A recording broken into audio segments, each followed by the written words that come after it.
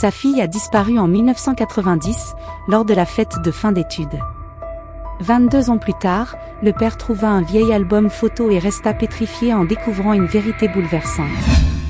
Parfois, le silence le plus terrifiant n'est pas celui d'une tombe, mais celui d'une chambre qui a attendu pendant 22 ans que quelqu'un revienne. Mais avant de continuer, dis-moi en commentaire, depuis quelle ville m'écoutes-tu? J'aimerais savoir jusqu'où cette histoire est arrivée. Don Fernando Moral avait 67 ans et le dos courbé par une peine qui ne tenait plus dans son corps. L'arthrite s'était installée dans ses mains, et l'insomnie, dans son âme. Il marchait lentement, mais avec cette détermination muette que seuls possèdent ceux qui portent un deuil sans nom depuis trop longtemps. Ce matin-là d'octobre, après une nuit de rêves agités, il ouvrit la porte restée close depuis 1990. Personne ne l'accompagnait. Non pas qu'il refusât la compagnie, mais parce qu'il ne restait plus personne prêt à y entrer. La chambre d'Anna était restée telle qu'elle, figée dans le temps. Les murs, encore peints en bleu clair et couverts d'étoiles autocollantes décolorées, conservaient l'odeur ancienne du bois et du parfum bon marché. Un rideau fané dansait sous la brise salée venue du Pacifique. Tout était là, les peluches alignées sur le lit, le sac d'école suspendu à la chaise, et sur le bureau, une rangée de livres soigneusement étiquetés à la main. Fernando s'arrêta devant l'étagère. Il effleura un des livres du bout des doigts. C'était comme toucher une relique sacrée. Il ferma les yeux, et un instant, le bruit de la mer fut remplacé par un rire, celui de sa fille. Bref, jeune, vivant. Il rouvrit brusquement les yeux. Ça suffit, bon sang, ça suffit, murmura-t-il d'une voix rauque. Plus de 20 ans qu'il n'était pas vraiment entré là. Son cœur ne le permettait pas. Elena, son épouse, disait souvent que laisser tout en place revenait à invoquer des fantômes. Mais elle non plus n'osait rien toucher. Ils vivaient comme deux ombres dans la même maison, prisonniers de la même douleur, incapables de la nommer trop fort de peur de se briser. Anna Moral avait 17 ans lorsqu'elle disparut. Fraîchement diplômée, vêtue d'une robe blanche qu'elle avait elle-même modifiée avec de la dentelle bleue et une paire de baskets sous la jupe. Elle disait toujours qu'elle détestait les talons. Elle était brillante, volontaire, et rêvait de devenir biologiste marine. La dernière fois qu'on l'avait vue, elle quittait la salle communale où se tenait la fête de fin d'études. Elle fit un signe de la main à ses parents au loin, avec un sourire que Fernando pouvait à peine se remémorer aujourd'hui. Puis, plus rien. Le vide. Une page blanche dans l'histoire familiale. Fernando s'assit sur le bord du lit, qui gardait encore les draps lavande choisis par sa fille. Le matelas grinça avec ce son ancien des choses qui ont trop attendu. Il ferma les yeux. Respira profondément. Et alors, il le vit, l'album scolaire. Il était là, dans le coin inférieur du bureau, couvert de poussière. Reliure rigide, photos collées, décoration à la paillette. Anna avait passé des semaines à le préparer. Je ne veux rien oublier, avait-elle dit un soir en découpant des photos et en écrivant des dédicaces. Fernando le prit avec des mains tremblantes, comme s'il s'agissait d'un engin explosif. Il l'ouvrit.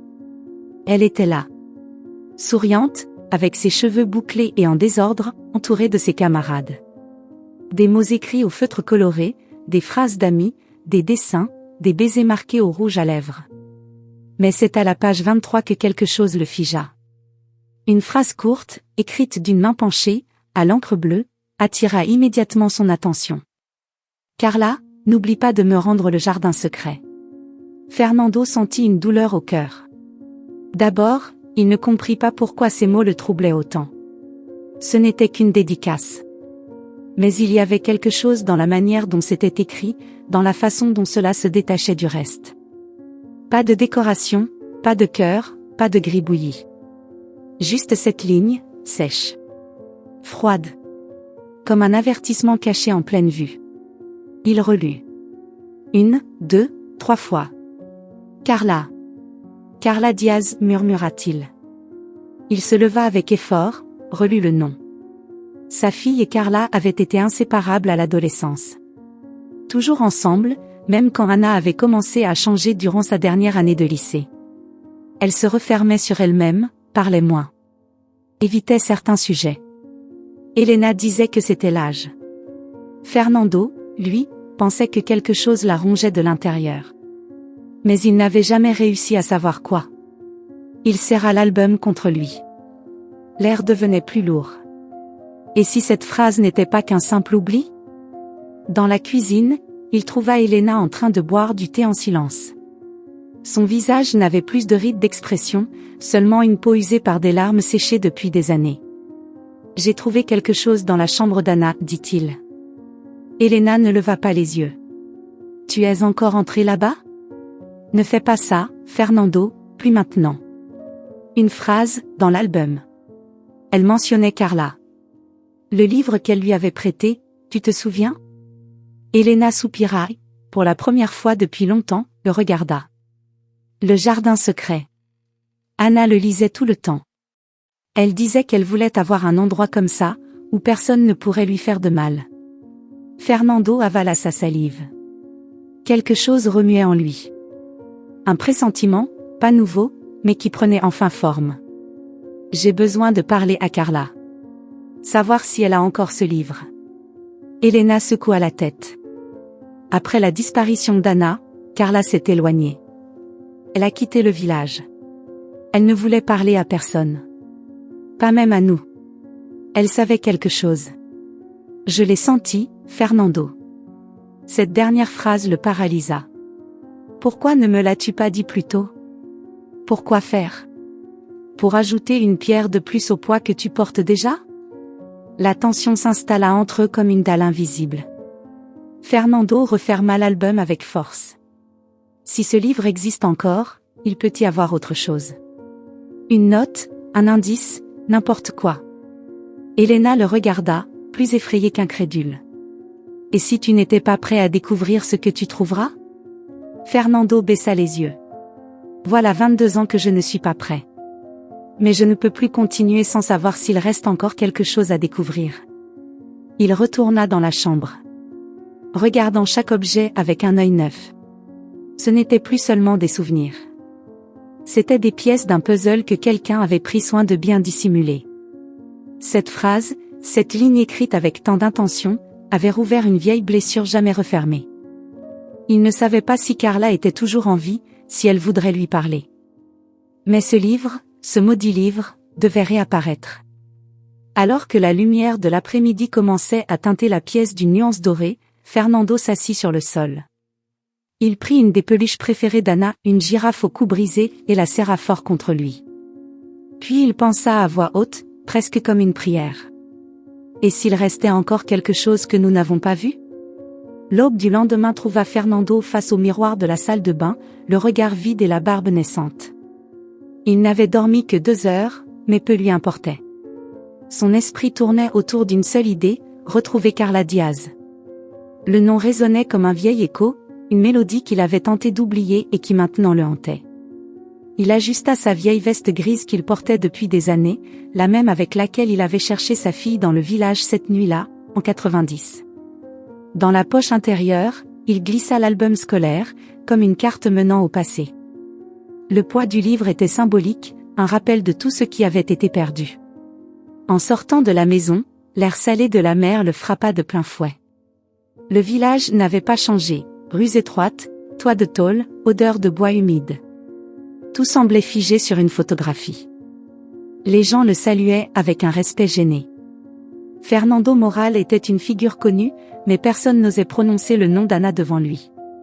C'était une blessure collective, un fantôme qui rôdait encore parmi les habitants. Arrivé à l'épicerie du port, il s'approcha du comptoir où travaillait Martha, une femme qui le connaissait depuis toujours. « Bonjour, Martha. J'ai besoin de savoir si quelqu'un a vu Carla Diaz. » Sa voix paraissait ferme, mais au fond elle tremblait. Martha leva les yeux, surprise. « Carla Diaz. Cela fait des années que je n'ai pas entendu ce nom. » Elle réfléchit un instant. Elle vit hors du village, à la campagne.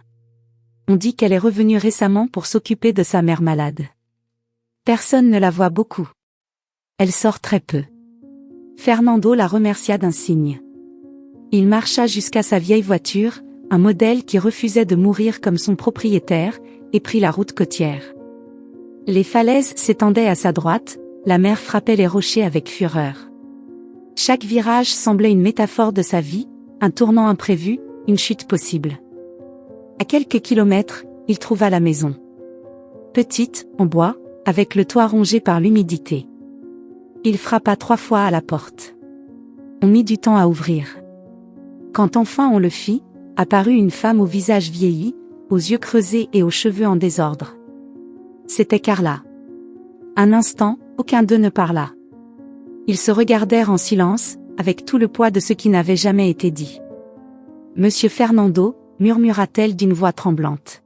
« Je ne m'attendais pas à vous revoir. »« Moi non plus, je ne pensais pas venir, » répondit-il. « Mais j'ai besoin de te parler. C'est important. » Elle hésita. Jeta un œil à l'intérieur, d'où venait une toux faible. « Ma mère est malade. Je n'ai pas beaucoup de temps. J'ai seulement besoin de quelques minutes. » Ils entrèrent. L'intérieur de la maison sentait les médicaments et la poussière. Dans la salle à manger, une table couverte de flacons et de papier. Carla l'invita à s'asseoir. Elle semblait nerveuse. « J'ai vu ta photo dans l'album d'Anna, » dit-il sans détour. « Et j'ai lu la dédicace qu'elle t'a laissée. N'oublie pas de me rendre le jardin secret. » Tu sais de quoi elle parlait ? Carla se raidit. Ses mains se mirent à trembler. Oui. Le livre était à moi. Enfin, à elle. Elle me l'a prêté quelques jours avant de... Elle avala difficilement sa salive avant de disparaître. Tu l'as encore ? Elle le regarda, comme si cette question l'avait poussée au bord du gouffre. Oui, je l'ai. Mais, je ne comprends pas ce que tu cherches là-dedans. Fernando se pencha en avant. Je cherche la vérité, Carla. Je ne peux pas continuer sans savoir ce qui s'est passé. Carla se leva, marcha vers une pièce latérale et revint avec une boîte à chaussures entre les mains. Elle la posa sur la table. À l'intérieur, il y avait des lettres, des photos et un livre usé à la couverture verte et dorée, Le Jardin secret. Fernando le prit avec précaution. Les pages sentaient l'humidité et le passage des années. Il le feuilleta lentement, sans savoir ce qu'il espérait trouver. À la page 89, quelque chose attira son attention, un morceau de papier plié, utilisé comme marque-page. Il l'ouvrit. C'était une page de magazine ancien, découpée d'une rubrique de mode jeunesse. On y voyait un jeune mannequin souriant à l'objectif. En bas, on lisait son nom, Javier Muñoz. Fernando l'observa attentivement. Ce visage lui semblait familier. « Tu le connais ?» demanda Carla. « Oui. C'était un camarade d'Anna. » Carla baissa les yeux. Ils étaient plus que camarades. Le cœur de Fernando s'accéléra. « Qu'est-ce que tu veux dire par là ?» Carla inspira profondément. Ses yeux se remplirent de larmes. Anna m'avait confié qu'ils sortaient ensemble en secret. Il était très jaloux. Il la contrôlait. Il ne voulait pas qu'elle parle à d'autres garçons. Je lui ai dit de rompre avec lui, mais elle avait peur. Elle m'a supplié de ne rien dire à ses parents. Elle m'a juré qu'elle s'en sortirait seule. Fernando sentit un nœud lui serrer l'estomac. « Pourquoi ne nous l'as-tu jamais dit ?» Parce que la nuit où elle a disparu, la police m'a interrogé. Et quand j'ai mentionné Javier, ils m'ont fait taire.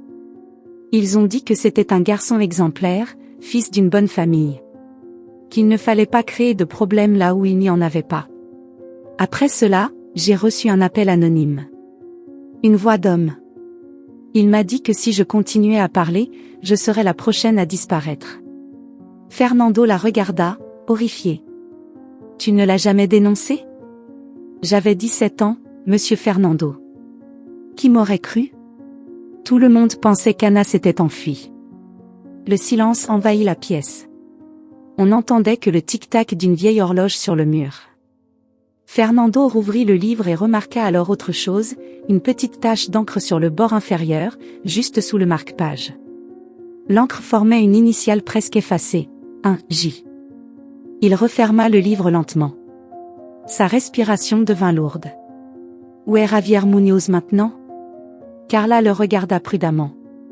Il vit à Santiago. Il possède une entreprise de mode. Il passe à la télévision, dans les magazines. Tout le monde l'admire. Personne n'imagine de quoi il est capable. Fernando serra le livre contre sa poitrine. Merci, Carla. Ce livre, c'était ce qu'il me fallait. Elle l'arrêta avant qu'il ne se lève. Monsieur Fernando, sa voix se brisa, si vous allez le chercher, soyez prudent. Javier n'est plus le même garçon qu'avant. Il y a quelque chose de sombre en lui. Je l'ai vu dans ses yeux, cette nuit-là. Fernando la fixa droit dans les yeux. Peu importe. S'il sait quelque chose sur Anna, je le découvrirai. En sortant, le vent soufflait plus fort. La mer grondait, comme si le destin voulait le prévenir de ne pas aller plus loin. Mais il avait déjà pris sa décision. Il rangea le livre sur le siège du passager et mit le moteur en marche. Pendant le trajet du retour, il se rappelait des fragments d'anciennes conversations. Anna disant qu'elle n'irait pas à la sortie de fin d'année parce que elle ne se sentait pas bien. Elena mentionnant qu'un garçon l'appelait souvent, mais qu'Anna refusait de dire qui c'était. Tout s'imbriquait, comme les pièces d'un puzzle que le temps avait voulu détruire. Lorsqu'il rentra à la maison, Elena était dans la cour, en train d'arroser les plantes. Elle le vit descendre de la voiture avec le livre à la main.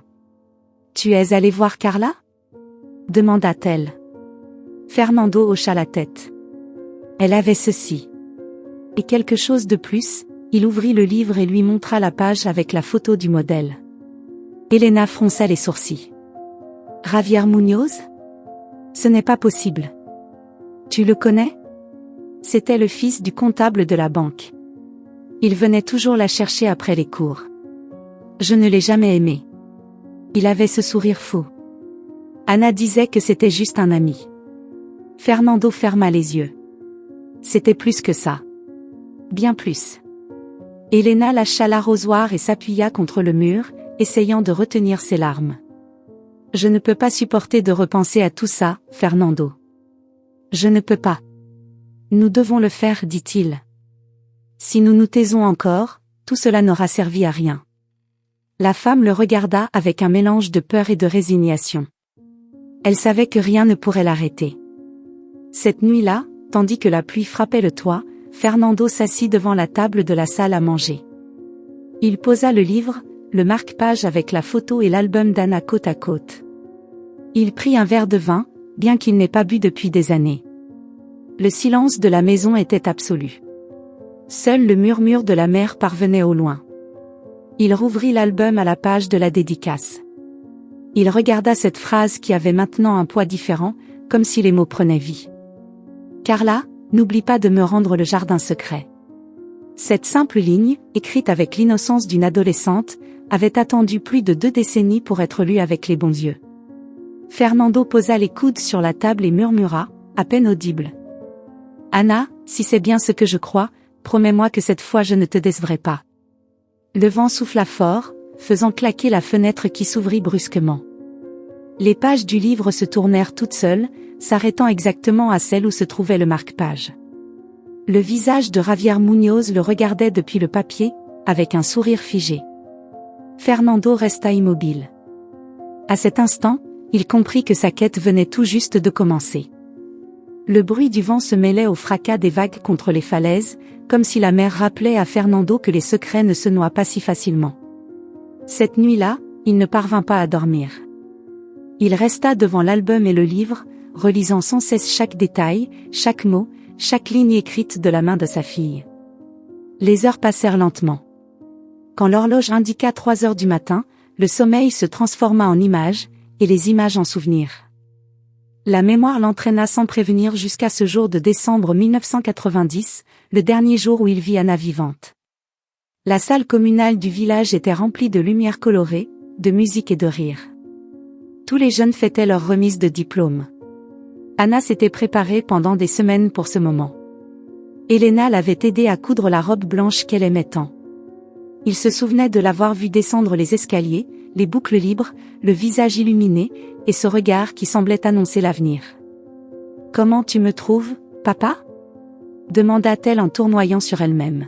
« Comme ta mère le jour de notre mariage, répondit-il, à moitié en plaisantant, à moitié ému. Elle rit. Ce rire le hantait désormais. « Ne pleure pas, c'est juste une fête. » Promets-moi seulement que tu rentreras tôt. Anna lui fit un baiser sur la joue et courut vers la porte. Elle ne revint jamais. Dans son esprit, la scène se fragmentait comme un vieux film. Il se souvenait être parti avec Elena la chercher, quand il était déjà 3 heures du matin et qu'elle n'était pas rentrée. La salle était presque vide. Un agent de sécurité leur dit l'avoir vu partir avec un jeune homme, mais il n'avait pas bien distingué son visage. La police arriva à l'aube, fouilla la forêt voisine, le quai, le chemin vers la plage. Ils ne trouvèrent rien. Pendant les premiers mois, Fernando refusa de croire qu'elle était morte. Il colla des affiches, parcourut les villages, parla aux pêcheurs, marcha sur des sentiers où personne n'osait aller. Elena, au contraire, commença à s'éteindre de l'intérieur. Chaque anniversaire, la maison se remplissait de fleurs, mais l'air y devenait irrespirable. Aucun d'eux n'osait entrer dans la chambre.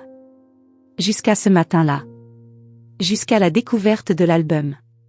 Fernando ouvrit les yeux et respira difficilement. La pluie tombait encore dehors, mais elle se mêlait maintenant à la sensation que quelque chose s'était réveillé en lui. Il se leva, alluma la lumière de la pièce et examina de nouveau le livre. Cette fois, il remarqua un détail qui lui avait échappé auparavant. Sur la 4e de couverture, dans le coin inférieur, un numéro était écrit au crayon, 14 juin 90. Le même jour que la fête. Son cœur battit avec force. Ce ne pouvait pas être une coïncidence. Il prit son carnet et nota la date. Puis, il chercha parmi les vieux papiers du tiroir du buffet de la salle à manger.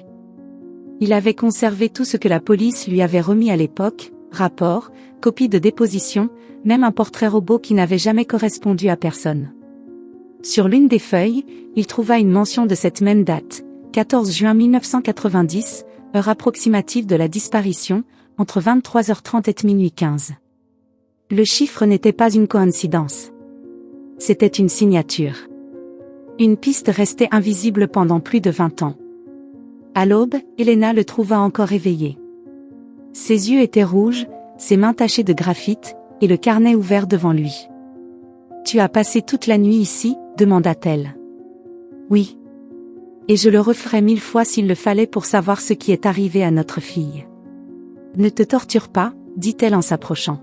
« Il n'y a plus rien à faire. Tu disais déjà cela quand elle a disparu.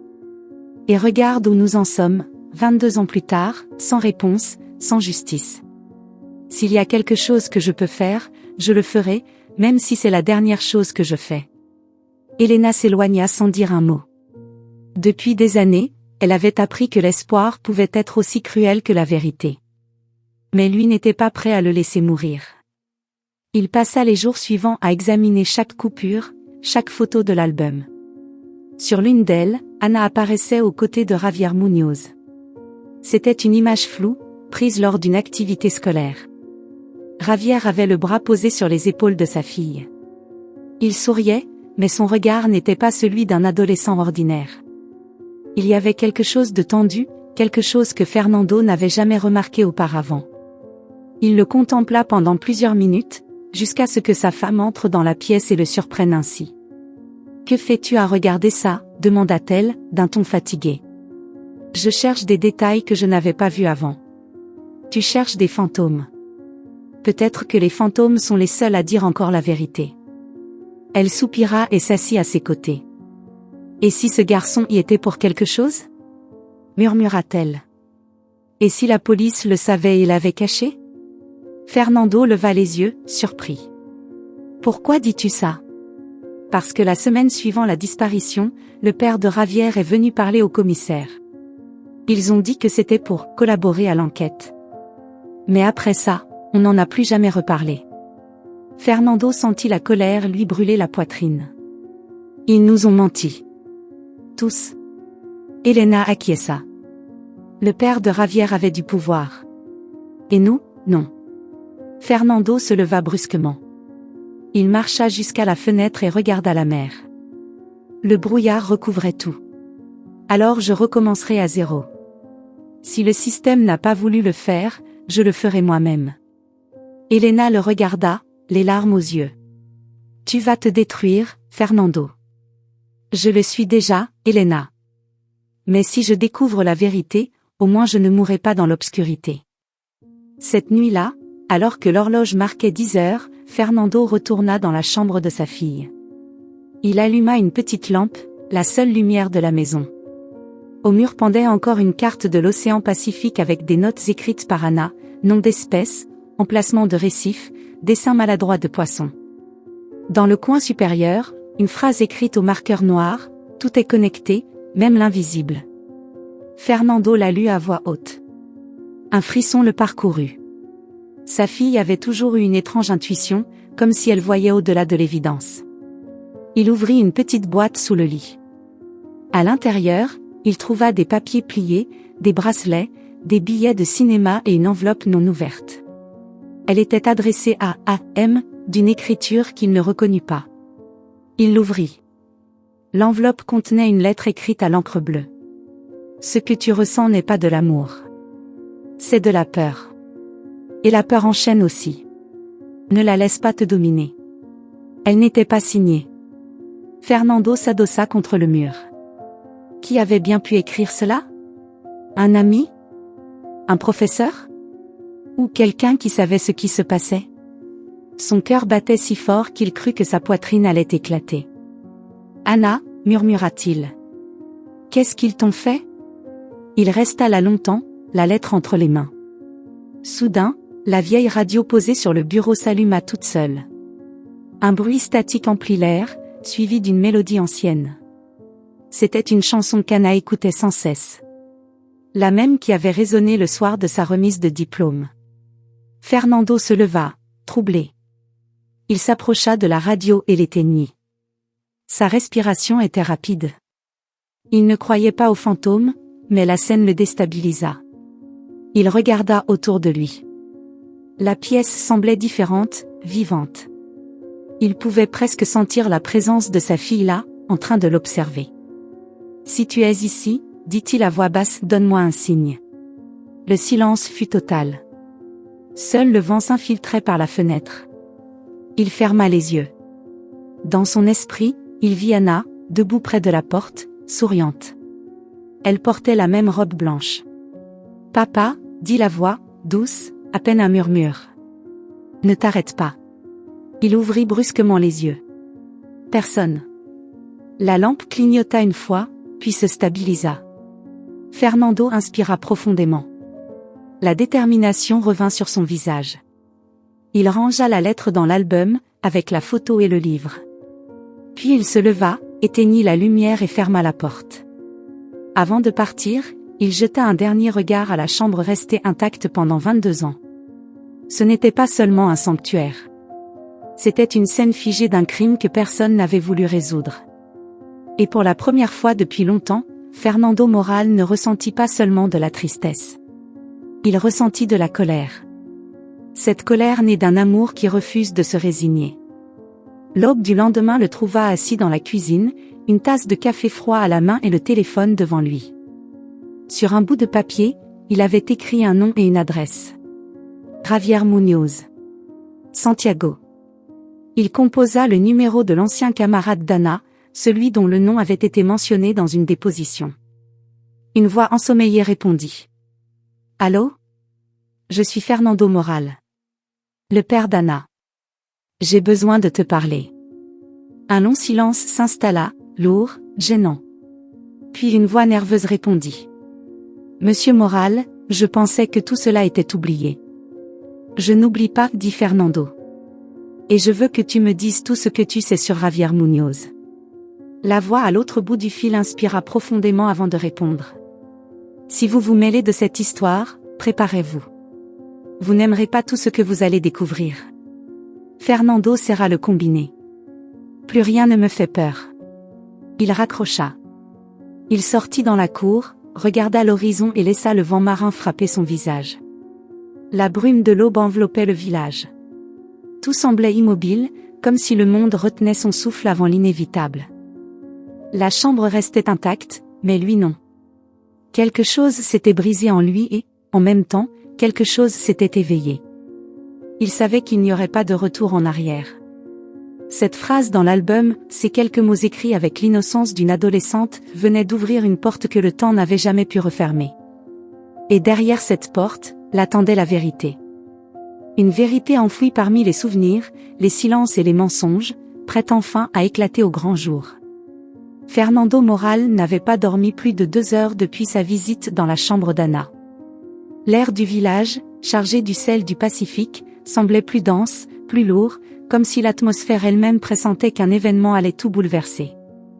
Il tenait encore dans ses mains le livre que Carla Diaz, la meilleure amie de sa fille, avait mentionné dans sa dédicace de 1990, Le Jardin secret. Ce nom n'était plus seulement un titre. C'était un présage. Un avertissement voilé. Et désormais, sa seule piste. Le trajet de retour à la campagne se fit en silence. La vieille voiture grinçait à chaque virage, mais il n'y prêtait pas attention. Le marque-page avec la photo de Javier Muñoz reposait sur le siège du passager, témoin muet de ce qui allait arriver. Le sourire figé du garçon sur la revue était troublant. Fernando ne pouvait détacher son regard de lui. Cette expression triomphante, ce regard à la fois espiègle et arrogant, ne correspondait pas aux souvenirs qu'il gardait du Javier de l'époque scolaire. Le jeune homme introverti, poli, courtois. Ou du moins, c'est ce qu'on leur avait fait croire. Lorsque le chemin de terre prit fin et que la voiture s'arrêta devant la maison en bois, perdue au milieu des champs, Fernando inspira profondément. La structure semblait plus délabrée que la dernière fois. Les tuiles menaçaient de tomber, et les fenêtres étaient à moitié couvertes de rideaux effilochés. De l'intérieur, on entendait une toux persistante, râpeuse, venue du fond du passé. Il frappa à la porte avec fermeté. Cette fois, Carla mit plus de temps à ouvrir. Lorsqu'elle le fit, son visage ne cachait pas la fatigue. Elle avait des cernes profonds, les cheveux relevés en un chignon négligé, et une cigarette éteinte entre les doigts. « Monsieur Fernando, dit-elle, sans enthousiasme, sans surprise. J'ai besoin que vous me montriez le livre, fut sa seule réponse. Elle ne posa pas d'autres questions. Elle s'écarta et le laissa entrer. L'intérieur sentait le renfermé, les médicaments et l'humidité. La mère de Carla, une vieille femme voûtée aux yeux éteints, dormait dans un vieux fauteuil, enveloppée d'une couverture tricotée. Carla montra la table de la cuisine. La boîte est là. Fernando s'en approcha. Il souleva le couvercle comme s'il ouvrait un cercueil. Parmi des lettres, des rubans, des billets de cinéma et un journal couvert de poussière, il trouva ce qu'il cherchait. Le livre. L'édition était ancienne, avec des illustrations sur la couverture. Le dos était usé par les années. Il le prit avec des mains tremblantes. Carla s'assit en face de lui, sans dire un mot. Son regard fuyait, son corps était raide. Fernando tourna les pages avec précaution, une à une, jusqu'à atteindre le marque-page. Il était là. Une page arrachée d'un magazine pour adolescents des années 90. Le visage de Javier, jeune, mince, les cheveux en bataille et ce sourire qui lui paraissait désormais sinistre. Le silence devint si épais qu'il en était difficile de respirer. « Qu'est-ce que c'est, Carla ?» Elle avala sa salive. Ses yeux se remplirent de larmes, mais aucune ne tomba. Elle luttait contre elle-même, comme si quelque chose en elle voulait encore protéger ce souvenir, l'enfouir. Mais elle ne le pouvait plus. Elle m'a dit que si un jour elle disparaissait, je devais regarder à l'intérieur de ce livre. Elle me l'a donné la veille de la remise des diplômes. Elle m'a dit de le mettre dans ma boîte à souvenirs, de ne pas le perdre. Fernando serra le livre avec force. « Et tu l'as fait ? » ?»« Oui. Je l'ai gardé. Mais après sa disparition, je n'ai pas voulu regarder. J'avais peur. Je me sentais coupable. Je pensais avoir fait quelque chose de mal. Pourquoi ne pas l'avoir remis à la police ? Carla éleva la voix pour la première fois. Parce que la police ne voulait pas écouter. J'y suis allée. J'ai dit qu'Anna avait peur. J'ai raconté qu'elle se sentait surveillée, qu'elle avait changé de comportement, qu'elle m'avait demandé de l'aide. Et vous savez ce qu'ils m'ont répondu ? Que les filles disparaissent quand elles tombent amoureuses. Qu'elle était sûrement partie avec un garçon. Une adolescente au cœur brisé. Voilà ce qu'ils ont dit. Fernando ferma les yeux. La colère montait dans sa gorge comme une marée noire. Et Javier ? Carla frissonna rien qu'en entendant ce nom. C'est lui qui l'a vu en dernier. Je les ai vus parler, juste devant la salle communale. Ils se disputaient. Anna pleurait. Il la tenait par le bras. Je me suis approchée, mais quand ils m'ont vue, il l'a lâchée et s'est éloigné. Anna m'a prise dans ses bras, tremblante. Elle m'a dit, si quelque chose m'arrive, cherche dans le jardin secret. Je croyais que c'était une métaphore, qu'elle dramatisait. Mais maintenant je comprends, c'était un code. Sa façon de m'avertir. Fernando enfouit son visage dans ses mains. Le sentiment d'impuissance était insupportable. Tout avait été sous leurs yeux, mais personne ne l'avait vu. Personne n'avait voulu le voir. Ils sortaient ensemble? Carla hocha la tête. Pendant des mois. Mais Javier était étrange. Jaloux, possessif. Il l'espionnait. Il lui interdisait de parler à d'autres garçons. Il glissait des mots sous sa porte. Des lettres obsessionnelles. Puis il s'excusait. Offrait des fleurs, promettait de changer. Anna pensait pouvoir l'aider. Qu'il n'était qu'un garçon perdu. Fernando se leva brusquement. Il frappa la table du poing. Ma fille ne méritait pas ça. La mère de Carla se réveilla en sursaut. Elle regarda vers la cuisine avec des yeux vides, puis referma lentement les paupières. Carla se leva et s'approcha d'elle, la caressant doucement, comme si la culpabilité l'empêchait de respirer. Moi non plus, monsieur Fernando. Moi non plus je ne méritais pas de me taire si longtemps. Mais j'avais peur. J'ai reçu un appel anonyme, quelques mois plus tard. On m'a dit de me taire. Que si je continuais à parler, je finirais comme Anna. On m'a dit que le jardin était déjà fermé. Je ne savais pas ce que cela voulait dire, mais j'ai compris que c'était une menace. Fernando hocha la tête. Sa voix était brisée. Tu savais. Tout ce temps, tu savais qu'il y avait autre chose. Carla le regarda avec des yeux rougis. Et vous aussi. Nous savions tous que quelque chose n'allait pas. Mais personne n'a osé briser le silence. Fernando prit le marque-page, le glissa dans la poche intérieure de sa veste, puis referma le livre. Je ne me tairai plus. Carla le suivit jusqu'à la porte. Dehors, les nuages commençaient à s'amonceler. La pluie approchait. Faites attention, dit-elle en le regardant droit dans les yeux. Javier n'est pas un homme ordinaire. Il sait se cacher. Il sait mentir. Personne ne s'en prend à lui maintenant. Il a de l'argent, du pouvoir, des amis partout. Je m'en fiche. Et s'il était celui qui... Fernando se retourna. Alors je le regarderai dans les yeux. Et je lui ferai se souvenir de tout ce qu'il a voulu enterrer. La porte se referma derrière lui. Carla appuya son front contre le bois, tremblante. Quelque chose en elle lui disait qu'elle venait de briser une chaîne qu'elle avait portée pendant plus de 20 ans. Mais elle savait aussi qu'il n'y avait plus de retour possible. Fernando monta dans la voiture. Il ne démarra pas tout de suite. Il resta là, les mains sur le volant, fixant l'horizon trouble. Le visage de Javier sur le marque-page semblait le fixer depuis sa poche. Il y avait quelque chose de profondément dérangeant dans ce sourire. Une moue de supériorité. D'impunité.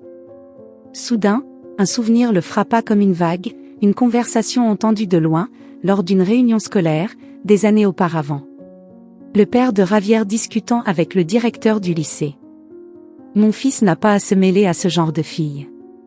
C'est ainsi qu'il l'avait dit. Ce genre de fille. Le mépris enveloppé de politesse. Et personne ne l'avait contredit. Parce que les Muñoz étaient puissants. Parce que leur argent finançait la moitié du village. Parce que personne n'osait les affronter. Fernando comprit alors que le pouvoir avait joué un rôle depuis le début. Que la disparition d'Anna n'avait pas seulement été une tragédie, mais aussi une dissimulation. Il mit le moteur en marche. Le trajet du retour fut plus rapide. Il avait le livre, la page de magazine, et une détermination qui débordait de son cœur. En rentrant chez lui, il trouva Elena dans la cuisine, préparant du café. Elle le regarda avec lassitude, avec cet amour ancien, érodé par les années de silence. Tu l'as trouvé ? Fernando acquiesça. Et j'ai trouvé ça, dit-il en lui tendant le livre. Anna l'avait laissé à Carla. À l'intérieur, il y avait la photo de Javier. Elena le feuilleta avec précaution. En voyant l'image, son visage changea. Je me souviens. Il venait parfois. Toujours avec ce faux sourire. J'ai toujours pensé qu'Anna l'évitait. Je ne savais pas qu'ils étaient ensemble. Personne ne le savait. Ils ont tout bien caché. Comme le reste. Elena s'assit, le livre sur les genoux. Et maintenant? Fernando regarda par la fenêtre. Les premières gouttes commençaient à tomber. Maintenant, je vais à Santiago. Je vais trouver Javier. Et je vais le faire parler. Tu en es sûr? Demanda-t-elle. Et s'il est derrière tout ça? Alors qu'il me regarde dans les yeux. Je me moque de son pouvoir, de ses avocats, de sa notoriété. J'ai quelque chose qu'il n'a pas, le souvenir de ma fille. Et je ne m'arrêterai pas. Cette nuit-là, il prépara un petit sac à dos. Il y mit le livre, l'album scolaire, les copies du rapport de police et la page du magazine. Dans sa poche, il portait une vieille photo d'Anna, celle où elle souriait les pieds dans la mer. La dernière photo qu'on lui avait prise. Il s'assit sur le lit, regarda Elena, qui feignait de dormir, et pensa à tout ce qu'il avait laissé passer. Il pensa au silence, aux occasions perdues, aux détails qu'il n'avait pas voulu voir. Et alors, comme un murmure, il entendit à nouveau la voix d'Anna dans son esprit. « Papa, ne t'arrête pas. » Fernando ferma les yeux. En lui, quelque chose se brisa. Et autre chose s'éveilla. Le jardin n'était plus secret. C'était une fosse de vérité. Et il était prêt à creuser jusqu'au bout. Même si le passé lui faisait saigner les mains. Même si la vérité le détruisait. Parce que l'amour d'un père pour sa fille ne meurt pas avec le temps. Il se transforme seulement en un feu qui brûle jusqu'à ce que justice soit faite. Et cette justice était proche. Très proche. Fernando prit le bus pour Santiago à l'aube. Il ne voulut pas attendre davantage. Il ne le pouvait pas. Le voyage était long, presque 10 heures depuis le village côtier jusqu'à la capitale, mais ses pensées allaient plus vite. Elles débordaient, comme un courant qui emporte tout sur son passage. Il emportait le livre d'Anna, le marque-page avec l'image de Javier et un carnet où il avait commencé à noter des noms, des dates, des phrases. Chaque détail, si insignifiant qu'il paraisse, était devenu une pièce du puzzle. Et il était déterminé à le reconstituer entièrement, même si cela devait le détruire. Le bus avançait sur la route entre collines et brouillard. À son côté, une mère tenait son enfant endormi sur les genoux. De l'autre côté de l'allée, un jeune couple se tenait la main. Fernando les regardait, mais sans les voir. Son esprit était ancré dans le passé. Dans les yeux de sa fille. Dans le jour où tout s'était brisé. Il se rappela l'appel avec l'ancien camarade d'Anna. Arturo Cifuentes. C'est lui qui lui avait donné la première information concrète. Il lui avait dit que Javier vivait à Las Condes, dans un appartement de luxe, et qu'il était propriétaire d'une entreprise de design d'intérieur travaillant avec des célébrités, des politiciens, des mannequins. Un visage connu, oui. Mais avec une histoire que personne n'osait raconter. Quand le bus arriva au terminal de Santiago, le jour s'était déjà levé. Le soleil, pâle, filtrait entre les immeubles gris. Fernando descendit lentement, le sac sur l'épaule et le cœur battant comme un tambour. Il ne connaissait pas la ville. Elle ne l'avait jamais intéressé. Mais maintenant, chaque rue, chaque visage, était un possible lien avec la vérité. Il logea dans une pension modeste à Estación Central. Rien de luxueux. Il n'avait besoin que d'un lit et d'une douche. Cet après-midi-là, il se rendit au café où Arturo avait accepté de le rencontrer. Il était nerveux. Il ne savait pas si le jeune homme se souviendrait de suffisamment de choses. Ni s'il accepterait de parler. Mais il vint. C'était un homme mince, aux cheveux courts, portant des lunettes et une expression de culpabilité mal dissimulée. « Merci d'être venu », dit Fernando en lui serrant la main. « C'est le minimum que je puisse faire, après tout. » Ils s'assirent près d'une fenêtre. Fernando posa sur la table la page de magazine avec la photo de Javier. « Tu te souviens de lui ? Arturo hocha immédiatement la tête. Bien sûr. Impossible de l'oublier. C'était le genre de type que tout le monde admirait, et que tout le monde craignait. Charismatique, intelligent, mais sombre. Très sombre. Qu'est-ce que tu sais de lui et d'Anna? Arturo baissa la voix, comme si quelqu'un pouvait les entendre. Je les ai vus ensemble, plusieurs fois. Mais ce n'était pas une relation normale. Il y avait de la tension, de la jalousie, des cris. Lors de la fête de fin d'études, je suis sortie fumer dans la cour et je les ai vus se disputer. Il la tenait par le bras, fort. Elle pleurait. Elle disait qu'elle ne voulait plus le voir. Que tout était fini. Javier lui disait qu'elle ne savait pas à qui elle avait affaire. Que si elle le quittait, elle le regretterait. Fernando sentit un coup de poignard dans la poitrine. Et qu'as-tu fait? Rien. Comme tout le monde. Je pensais que c'était une dispute de couple. J'avais 17 ans, dont Fernando. Et lui, il nous faisait peur. Il avait du pouvoir. On savait que sa famille pouvait nous écraser d'un simple appel. Fernando serra les poings. Son visage brûlait de colère. Et tu n'as jamais pensé à raconter cela à la police? On m'a convoqué, oui. Mais je ne l'ai pas dit. Je le regrette encore aujourd'hui. Après la disparition d'Anna, beaucoup d'entre nous avions des soupçons, mais personne n'a voulu parler. Fernando le regarda avec douleur. Et tu dors bien? Arturo ne répondit pas. Il baissa la tête. Après le café, Fernando marcha dans le centre-ville comme un fantôme. Il gardait la photo de Javier dans sa poche et la montrait discrètement à d'anciens camarades qu'il avait contactés sur les réseaux sociaux. Tous se souvenaient de Javier. Mais personne ne voulait parler. Jusqu'à ce qu'une d'entre elles accepte de le voir. La professeure de littérature d'Anna. Madame Béatrice Moya.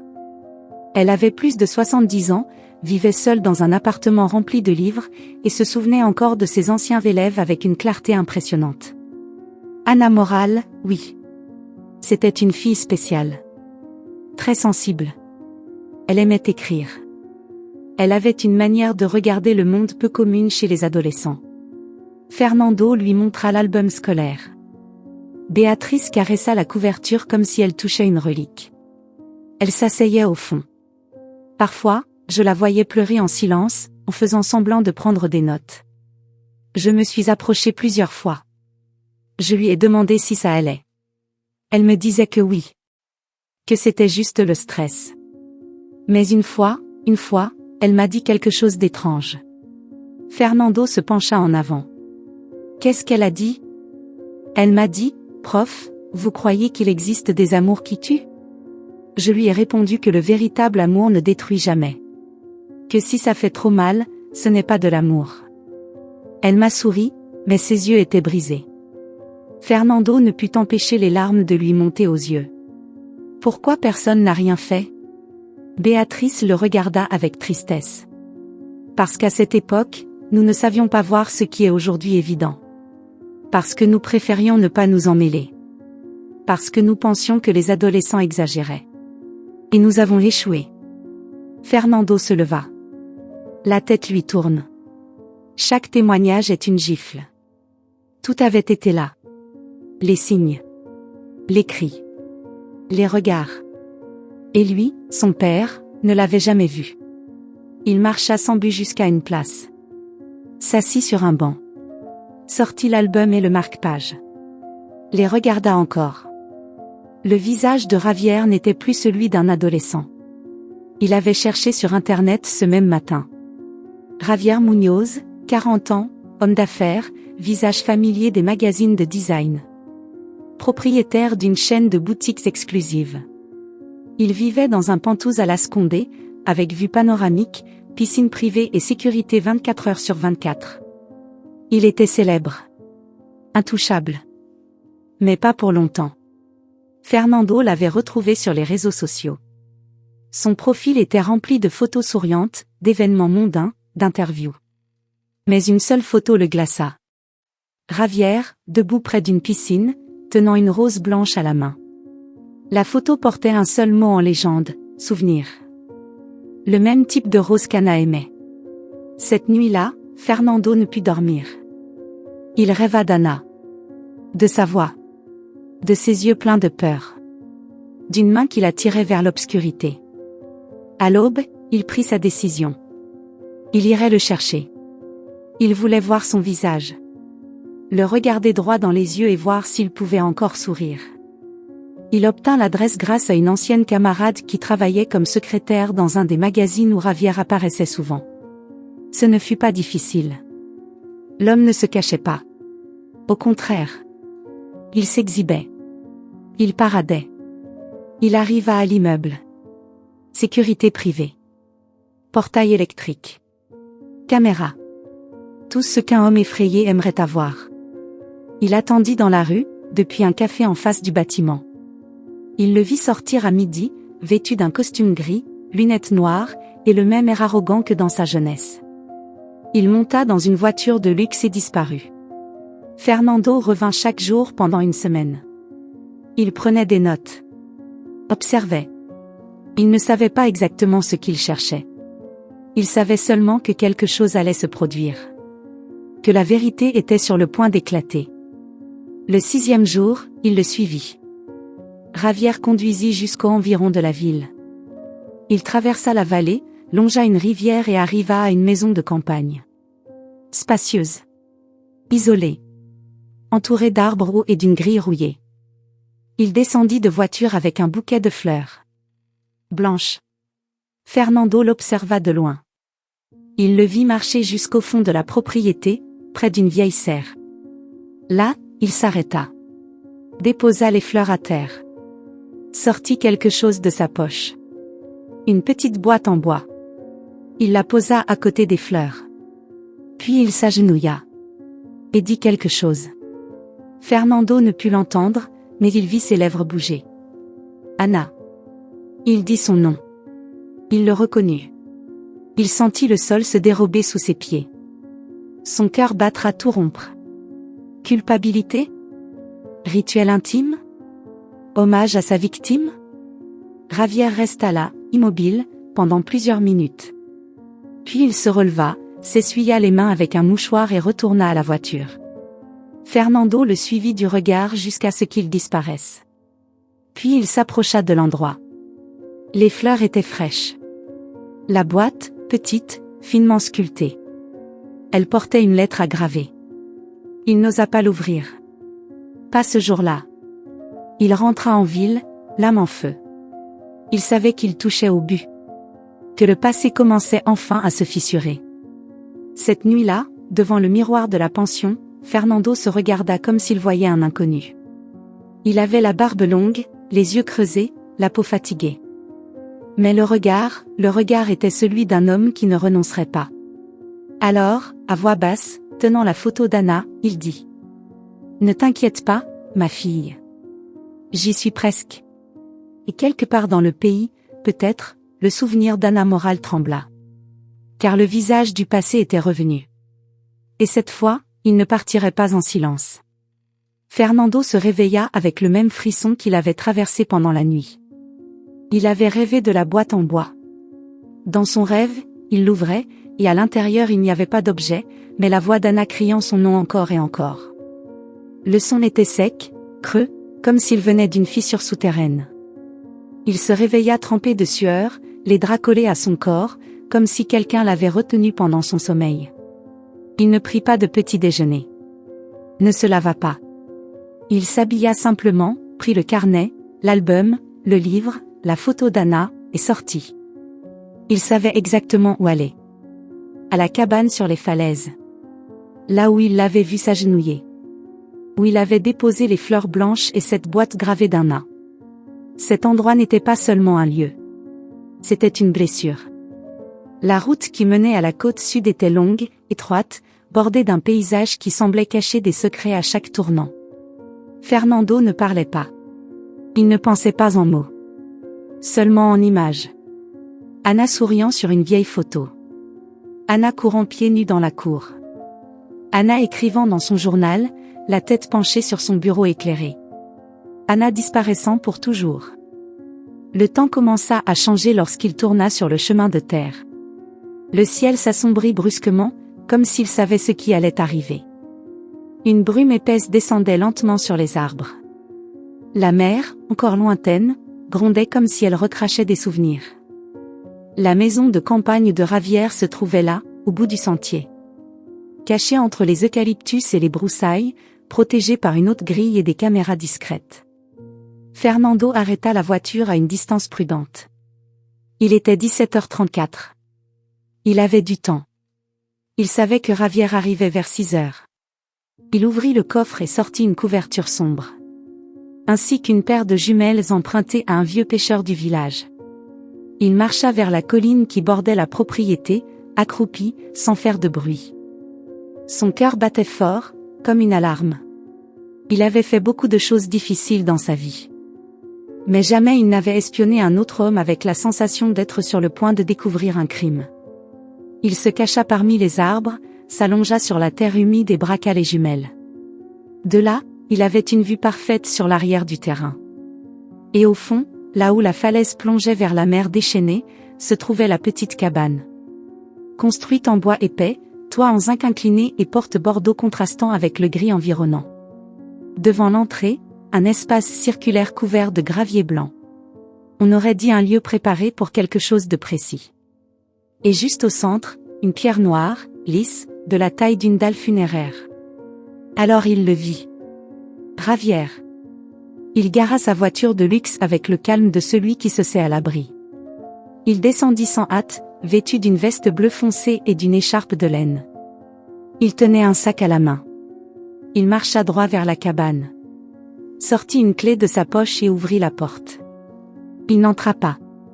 Il déposa simplement le sac à l'intérieur, referma et resta immobile, face à la mer. Il ne bougeait pas. Il ne parlait pas.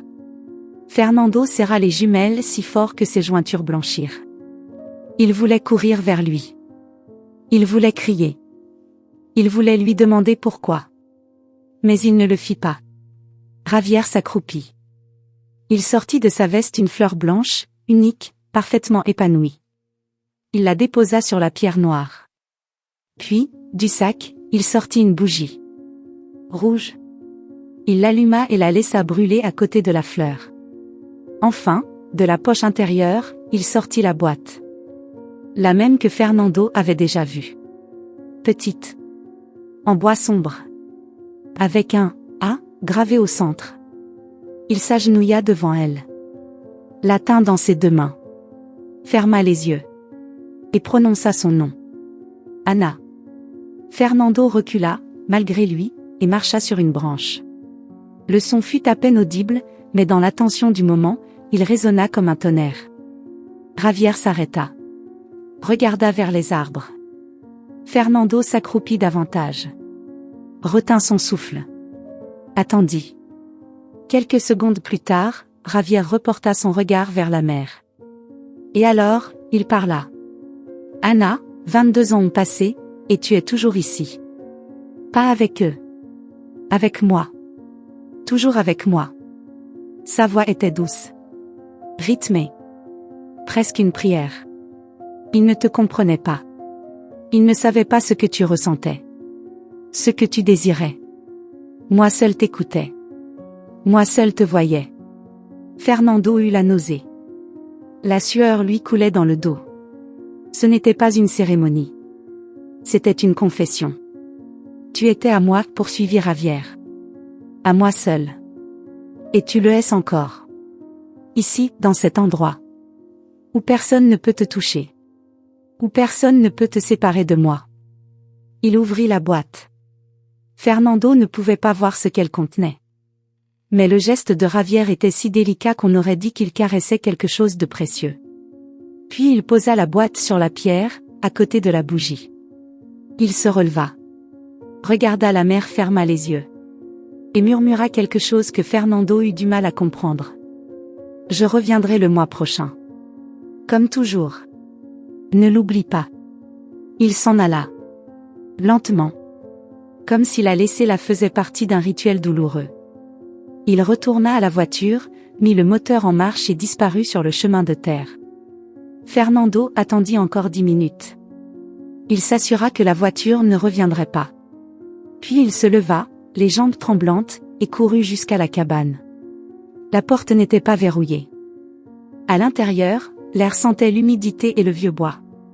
Il n'y avait pas de meubles, sauf une chaise au centre. Sur les murs, des coupures de magazines. Des photographies. L'une d'elles le glaça. Anna. Assise sur un banc d'école. Souriante. C'était lui qui avait pris cette photo lors de la journée portes ouvertes. Il ne l'avait jamais publiée. Jamais donnée à personne. Comment Javier l'avait-il eu? Sur une table se trouvaient d'autres objets. Un ruban bleu. Un crayon avec le nom d'Anna gravé. Un cahier rempli de dessins qu'elle faisait en classe.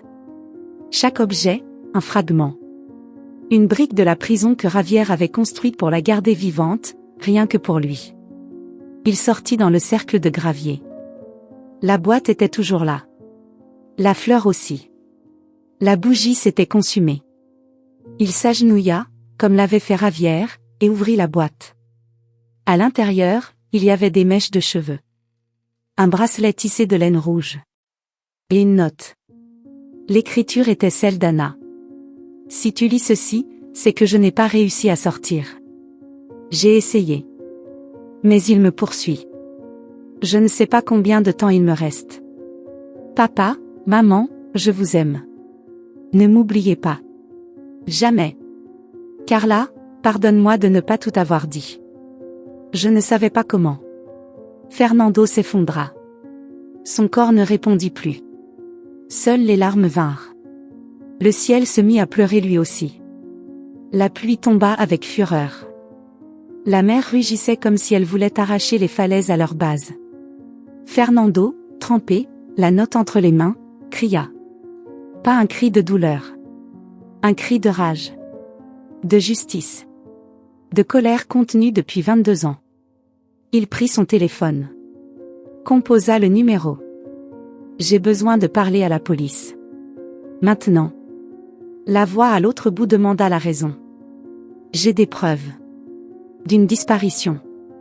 D'un meurtre. L'affaire Anna Moral. Je suis son père. Et j'ai trouvé la vérité. Il raccrocha. S'assit sur le gravier. Ne pouvait plus bouger. Les larmes ne sortaient plus. Juste un calme étrange. Vide. Comme si son âme était partie avec la note. 20 minutes passèrent. 2 voitures de patrouille arrivèrent. Puis une camionnette de la police scientifique. Les officiers descendirent, surpris. L'un d'eux le reconnut. Monsieur Fernando, c'est bien vous? Il acquiesça. Il leur remit la boîte. La note. Leur montra la cabane. Les objets. La photo. La bougie. Les détectives échangèrent des regards. Prirent des photos. Bouclèrent les lieux. Commencèrent la procédure. Nous allons avoir besoin de votre témoignage complet, dit l'un d'eux. Fernando le regarda, la voix sèche. Ne vous inquiétez pas. J'ai beaucoup à dire. Cette nuit-là, il dormit dans une cellule improvisée au commissariat. Non pas parce qu'il était arrêté. Mais parce qu'il n'avait plus nulle part où aller. Et ne voulait pas partir. Il voulait rester. Il voulait voir tomber l'homme qui avait volé sa fille. Il voulait l'entendre nier. Il voulait le voir s'effondrer. Parce que Javier Muñoz n'avait pas seulement tué Anna. Il l'avait enfermée dans un rituel privé de pouvoir et de possession pendant 22 ans. Et Fernando venait d'en ouvrir la porte. Le passé avait parlé. Et cette fois, il criait. La cabane fut bouclée. L'accès interdit dès la première minute. Les lumières des véhicules de police se reflétaient sur le bois vieilli, projetant des ombres qui semblaient venir d'un autre temps. Fernando, encore trempé par la pluie, restait assis sur le sol humide, tenant entre ses mains la note qu'Anna avait laissée avant de disparaître. Son visage restait immobile. Mais à l'intérieur, quelque chose bouillonnait. Ce n'était pas de la haine. C'était autre chose. Un mélange de justice et de désespoir, de soulagement et de condamnation. Il était enfin à sa place, mais en même temps, trop tard. Les officiers qui examinaient les lieux prenaient des photos, collectaient des objets, murmuraient entre eux. La boîte en bois fut placée dans un sac scellé. Les fleurs, déjà fanées par la pluie, furent répertoriées comme éléments de la scène. Mais la véritable découverte eut lieu lorsqu'un des détectives, en inspectant le périmètre, remarqua que le sol près de la serre avait une forme étrange. La terre était plus meuble, comme si quelqu'un l'avait remuée plusieurs fois. Ils appelèrent l'équipe de fouilles. Fernando observa en silence tandis que les pelles dégageaient avec précaution la terre humide. L'air se chargea d'une odeur dense, terreuse, lourde du poids du temps. Quelques minutes plus tard, un des techniciens leva les yeux avec une expression qui n'avait pas besoin d'explication. Ils avaient trouvé quelque chose. L'officier responsable s'approcha de Fernando. « Monsieur Fernando, j'ai besoin que vous veniez avec moi. C'est important. » Fernando se leva avec difficulté. Les jambes engourdies, le corps tendu. Il suivit l'officier jusqu'à l'endroit où les experts travaillaient en silence. Au fond du trou, à peine recouvert d'un voile de terre et de racines, apparaissaient des ossements. Petits. Fragiles. Un squelette presque complet, recroquevillé comme s'il avait été enterré à la hâte. Et à côté, un tissu d'uniforme scolaire décoloré, avec une broderie sur le bord qui fit à Fernando l'effet d'une déchirure au cœur. Anna M. Il ne cria pas. Il ne pleura pas. Il ne tomba pas à genoux comme dans les films. Il resta simplement là, fixant le nom, sachant que chaque lettre était une sentence. Sa fille n'était pas disparue. Elle était enterrée. Comme un secret sale que quelqu'un avait tenté d'enfouir pendant des années. L'officier responsable donna l'ordre. Tout devait être extrait avec un soin extrême. Chaque os. Chaque fragment. Chaque centimètre de tissu. La terre fut envoyée au laboratoire. L'ADN serait vérifié. Mais il n'était pas nécessaire d'attendre le résultat. Fernando savait déjà. Comment personne n'a trouvé ça avant? Demanda-t-il, la voix brisée. Le détective le regarda avec un mélange de honte et de résignation. Parce qu'on ne l'a jamais cherché. L'affaire a été classée faute de preuves. Et parce que, il baissa la voix parce que les Muñoz avaient de l'influence. Fernando sentit son sang se glacer. Il savait? Pas tous. Mais certains, oui. Le père de Javier avait des relations. Le commissaire de l'époque a pris sa retraite juste après la disparition d'Anna. Le dossier a été archivé, avec de fausses annotations. Il a été clos en moins de 6 mois. Il n'y a jamais eu de véritable enquête. Fernando serra les dents. Il ne répondit pas. Il ne faisait pas confiance à sa voix. Il ne savait pas si un rugissement ou une larme en sortirait. Quelques heures plus tard, déjà au commissariat, on lui offrit un repas chaud et une couverture. Il n'avait pas faim. Il n'avait pas froid. Il demanda seulement une feuille et un stylo. Il s'assit devant une table métallique et écrivit le nom de sa fille en grandes lettres. Anna Moral. Puis il écrivit « Justice ». 2 jours passèrent. Le pays commençait à réagir. L'histoire explosa dans les journaux télévisés. Une jeune fille disparue en 1990. Des restes retrouvés. Une affaire classée qui ressurgissait maintenant comme une accusation directe contre un homme publiquement reconnu. Javier Muñoz, entrepreneur prospère, visage familier des médias, désormais principal suspect du meurtre d'Anna Moral. Les réseaux sociaux s'enflammèrent. Les émissions matinales de télévision consacrèrent des segments entiers à l'affaire. Les voisins du village donnèrent des interviews. D'anciens camarades de classe se remirent à raconter. Et soudain, ce qui avait été silence pendant 2 décennies devint un écho national. Le 4e jour après la découverte, la police fit irruption dans le bureau principal de Javier. Les caméras captèrent l'instant précis. Il était en réunion. Portait un costume noir, impeccable, et souriait en signant un contrat. En voyant les officiers, son visage ne montra ni surprise ni peur. Seulement un sourcil levé. « Puis-je savoir ce que cela signifie ?» demanda-t-il avec arrogance. L'officier lui montra le mandat judiciaire. « Vous êtes arrêté pour suspicion de participation au meurtre d'Anna Moral, disparue en 1990. Nous avons des preuves suffisantes pour rouvrir l'affaire. Javier regarda autour de lui. Ses employés l'observaient, certains les yeux écarquillés, d'autres baissant le regard. Ne dites pas de bêtises, dit-il. C'était il y a des siècles. Je n'ai rien à voir avec cette histoire. Il fut menotté sans résistance. Les médias étaient dehors. Les flashs l'aveuglèrent. On le filma sous tous les angles. Son sourire disparut. Même pas un faux.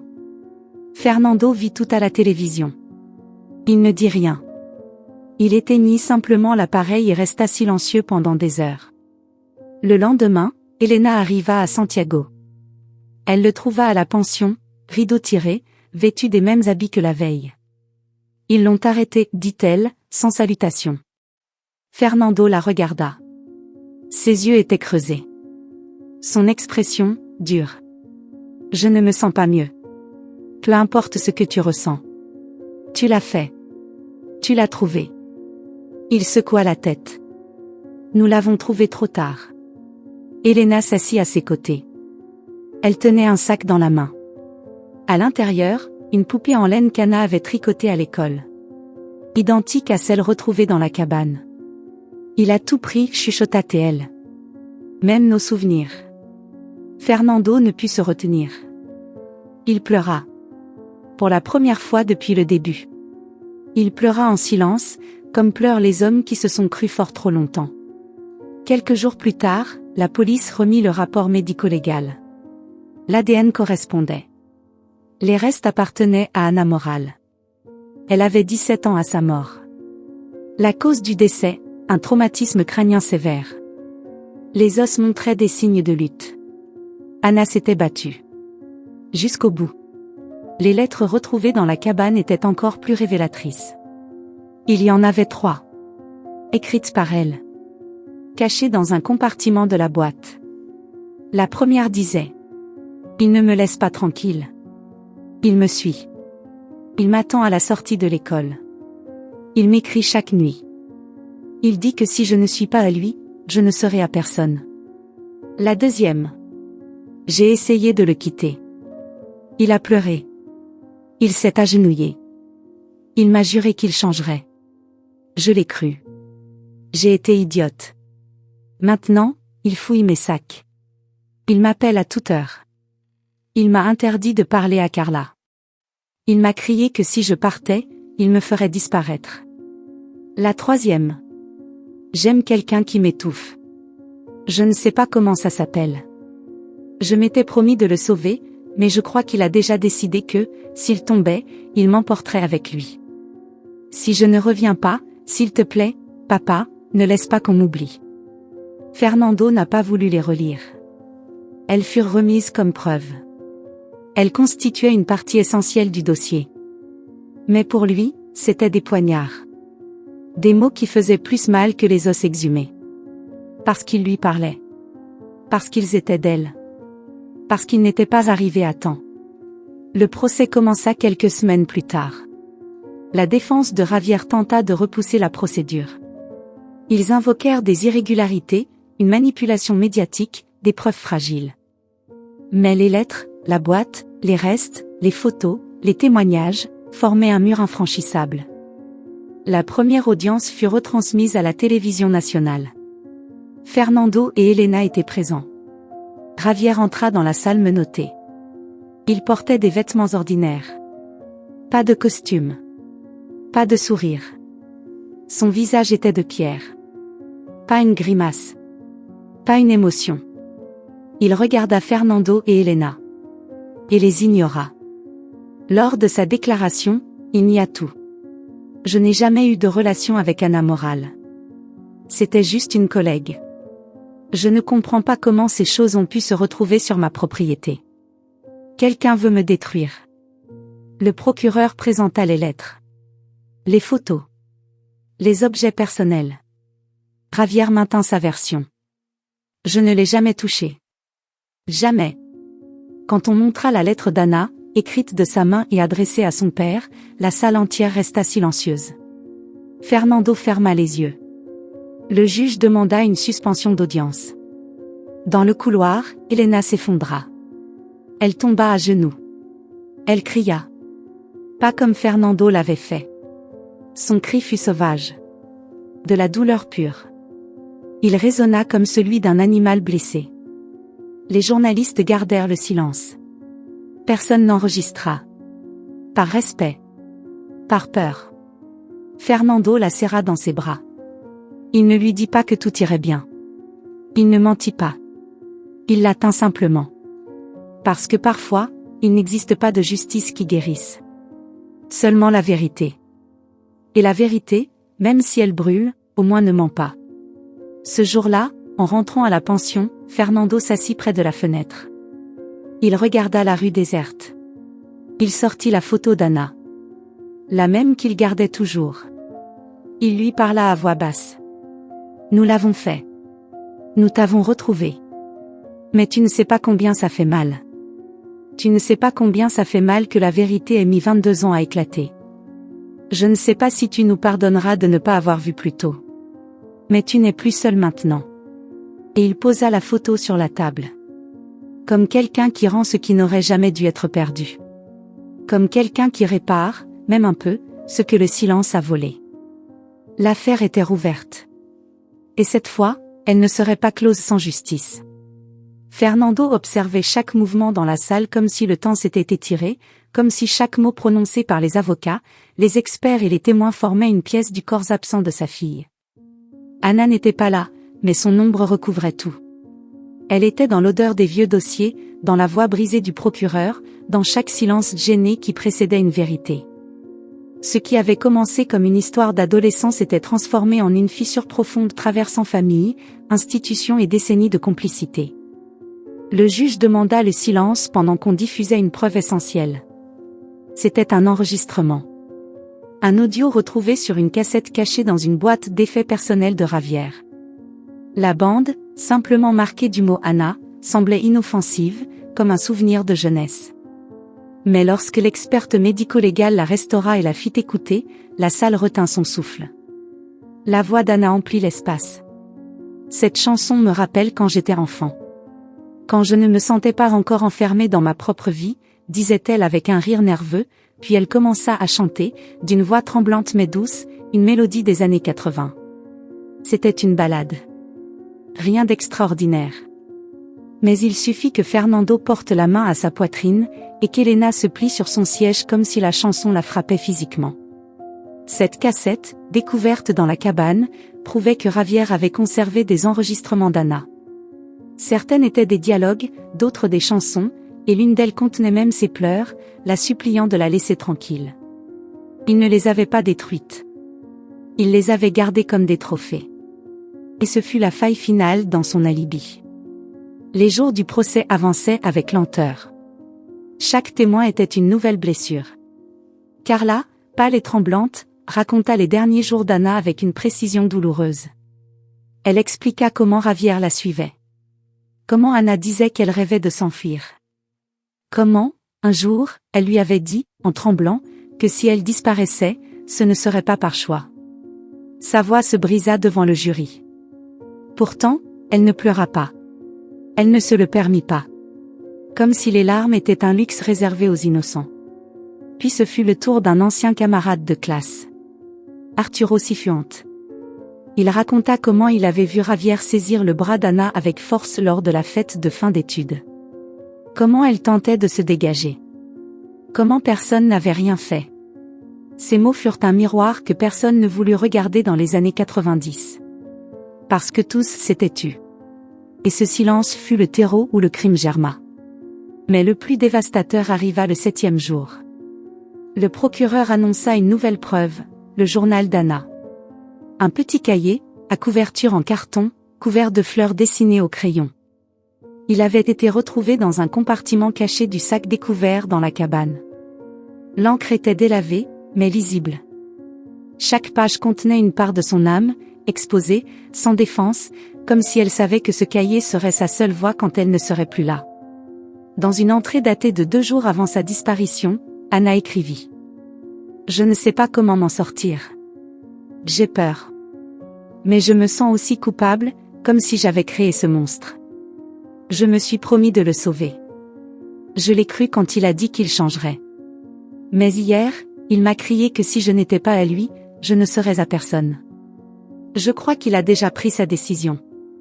Une autre, écrite quelques heures avant la fête de fin d'études, disait « Aujourd'hui, je vais mettre la robe blanche. Je veux me sentir libre. Je vais sourire comme si de rien n'était. Ce sera peut-être mon dernier sourire. Si quelque chose m'arrive, dites à mes parents que je les ai toujours aimés. Et à Carla, que ce n'était jamais sa faute. » Lorsque le procureur eut fini de lire ces lignes, il n'y eut pas un seul visage qui ne frissonna dans la salle. Javier ne regardait toujours personne. Comme si sa conscience était un mur que nul ne pouvait franchir. C'est alors que le procureur demanda l'autorisation de montrer un autre enregistrement. Ce n'était pas Anna. C'était Javier. Une bande de confessions, enregistrée par l'un de ses anciens associés, qui avait commencé à le soupçonner depuis un certain temps. Sa voix y semblait altérée. Il parlait seul, ou à quelqu'un hors champ. On ne savait pas. Mais ce qu'il dit ne laissait aucun doute. Elle m'aimait. Mais elle m'a trahi. Elle a cru qu'elle pouvait partir comme ça, simplement. Après tout ce que nous avons vécu ensemble. Après tout ce que je lui ai donné. Je ne pouvais pas le permettre. Pas comme ça. Elle devait comprendre que ce qui était à nous ne se rompait pas simplement parce qu'elle le décidait. Le juge ordonna d'arrêter l'enregistrement. Javier bougea pour la première fois. Pas par honte. Pas par peur. Mais par colère. Comme s'il se sentait trahi par la trahison même d'avoir été découvert. Il serra les lèvres. Ne dis rien. Mais le mal était fait. Dans la salle, Fernando tenait le journal d'Anna entre ses mains, comme s'il tenait le corps de sa fille. Comme s'il pouvait encore la protéger. Ce soir-là, de retour à la pension, il ne dit pas un mot. Elena lui prépara du thé, mais il n'en but pas. « Ça va ?» demanda-t-elle. « Non. Et je ne veux pas aller bien. »« Pas encore. » Il posa le journal sur la table. S'assit en face. L'ouvrit de nouveau. Relut cette phrase. « J'aime quelqu'un qui m'étouffe. » Alors il comprit. Anna n'est pas morte seulement des mains de Javier. Elle est morte de la fausse idée d'amour qu'on lui avait apprise. Elle est morte pour avoir cru qu'il était de sa responsabilité de guérir quelqu'un de brisé. Elle est morte pour s'être tue. Pour avoir voulu protéger. Pour n'avoir pas su que l'amour n'enchaîne jamais, ne fait jamais taire, ne frappe jamais. Le procès se termina la 3e semaine. Les experts confirmèrent que la mort d'Anna n'avait rien d'accidentel. Il y avait des signes de lutte. Un traumatisme crânien. Des ongles cassés. Des égratignures. Elle s'était battue. Avait crié. Avait lutté jusqu'à ne plus pouvoir. Javier fut déclaré coupable d'homicide qualifié, dissimulation de preuves et obstruction à la justice. La sentence, prison à perpétuité sans possibilité de libération. Lorsqu'on l'emmena menotté, il se tourna pour la première fois vers Fernando.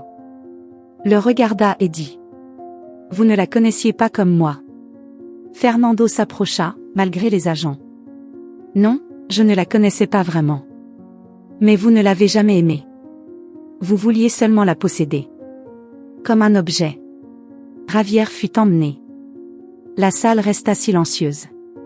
Les applaudissements ne vinrent pas. La justice n'est pas un spectacle. En sortant, Fernando marcha sous la pluie. Elena à ses côtés. Ils ne se tinrent pas la main. Ils ne s'embrassèrent pas. Ils marchèrent simplement. La douleur ne se dissipait pas avec la condamnation. Mais au moins, elle ne faisait plus mal dans l'obscurité.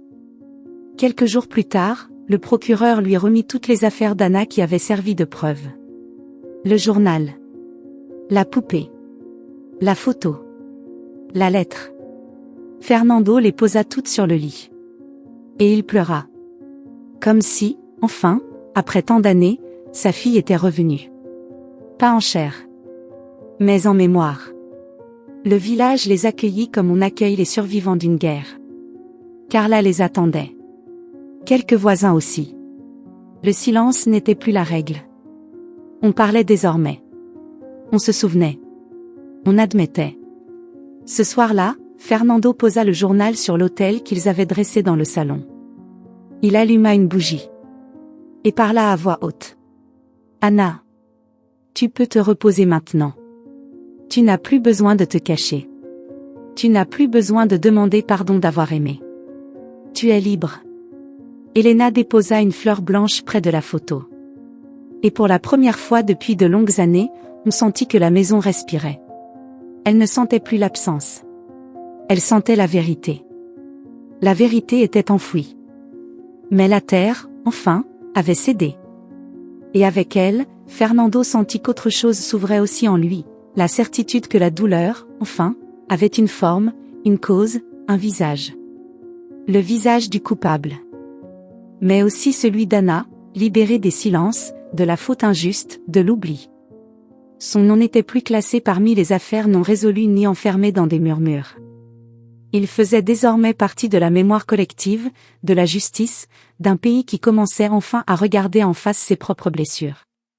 Les jours qui suivirent le procès furent étranges. Lents. Silencieux. Le corps n'était plus tendu. Les nuits, bien que toujours froides, n'étaient plus hostiles. C'était comme si, après tant d'années, la maison avait réappris à respirer. Elena déposa des fleurs fraîches dans le coin où se trouvait la photo d'Anna. Carla revint les après-midi, sans excuse, sans silence. Parfois elle parlait. Parfois non. Mais l'absence ne faisait plus la même douleur. Elle pesait. Et un poids partagé, même s'il n'allège pas tout à fait, au moins n'étouffe pas. Fernando décida de réaliser le vœu qu'Anna avait toujours eu. Elle aimait la mer. Elle rêvait d'être biologiste marine. Elle disait qu'elle préférait les poissons aux gens. Elle disait que l'eau la comprenait. Que la mer, à la différence du monde, ne demandait pas d'explication. Et ainsi, tous à la maison le surent. Leur fille ne reposerait pas sous la terre. Elle reposerait dans la mer. Ils choisirent un jour gris. Non pas par tristesse, mais parce qu'ils savaient qu'Anna n'aimait pas les fêtes forcées ni les jours ensoleillés. Elle disait toujours que la beauté de la mer se voyait mieux quand le ciel était couvert. Comme si l'océan portait le deuil pour révéler son vrai visage.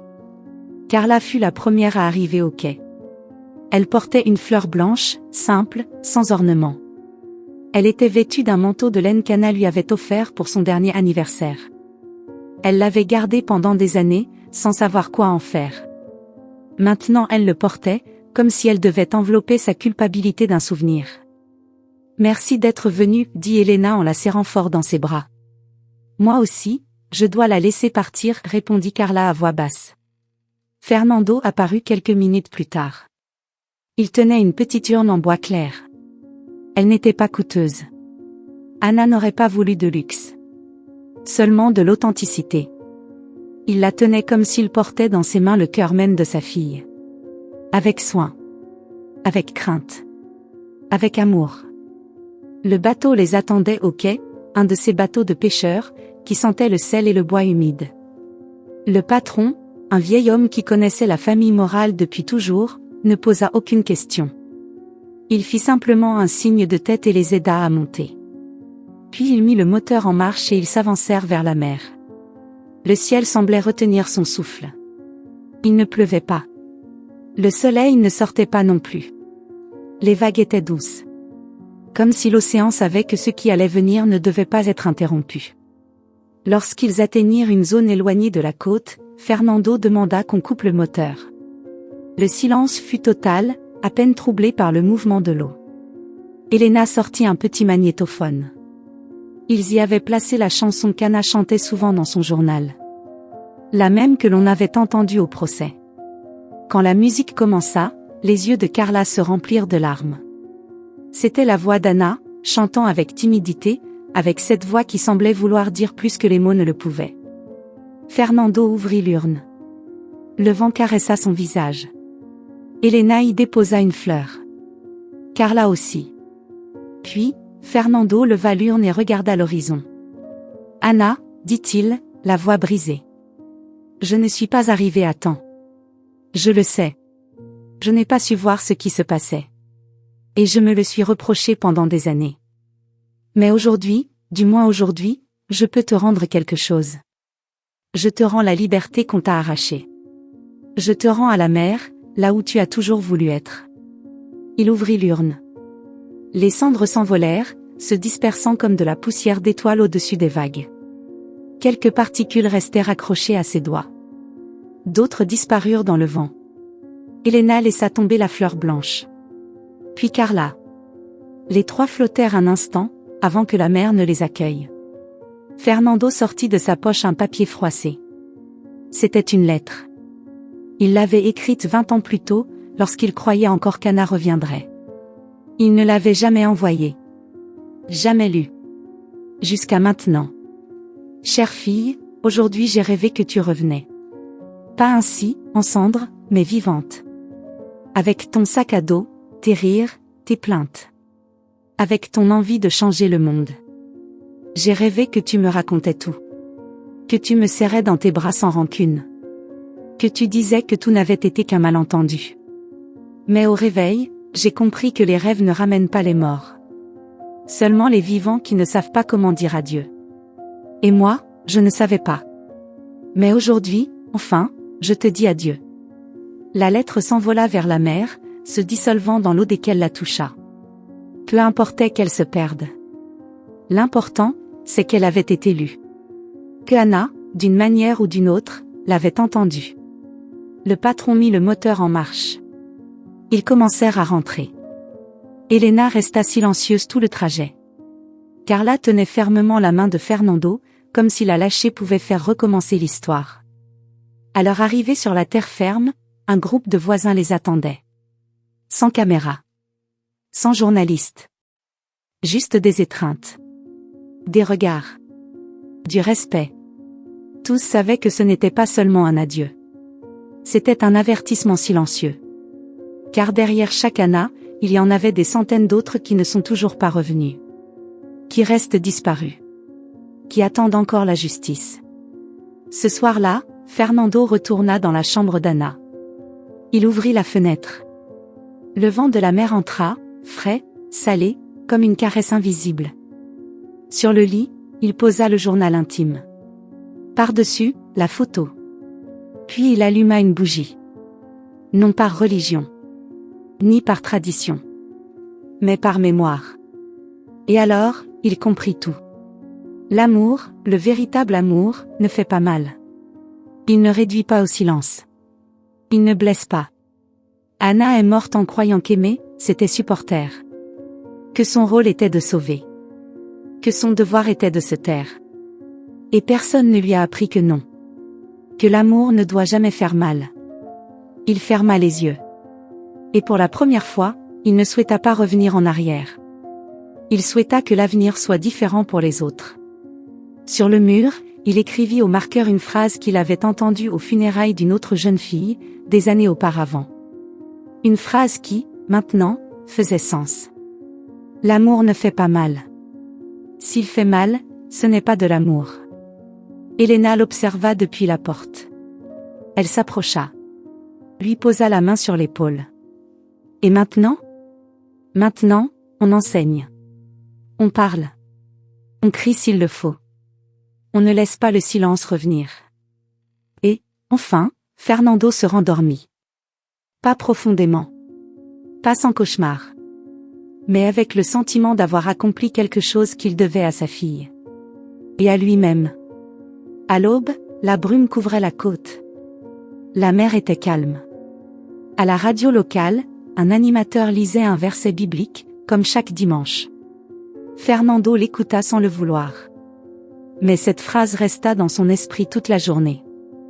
Il y a un temps pour tout, un temps pour chaque chose sous le ciel, un temps pour naître et un temps pour mourir, un temps pour planter et un temps pour arracher ce qui a été planté. Ecclésiaste 3h01.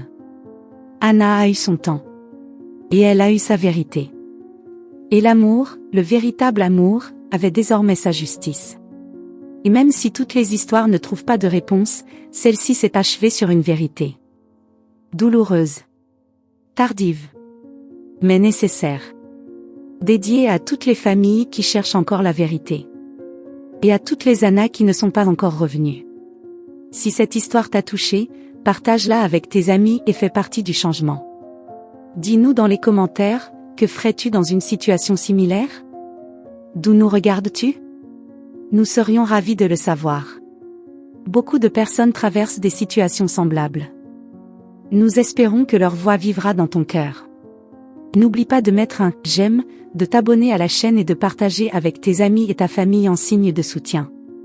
Cela nous motive à continuer à te proposer des récits émouvants chaque jour. Ne manque pas la prochaine histoire surprenante qui va bientôt apparaître sur ton écran. Clique sur les liens qui s'affichent maintenant, nous avons une sélection exclusive d'histoires captivantes et de divertissements garantis, spécialement pour toi. On se retrouve dans la prochaine vidéo. Un câlin.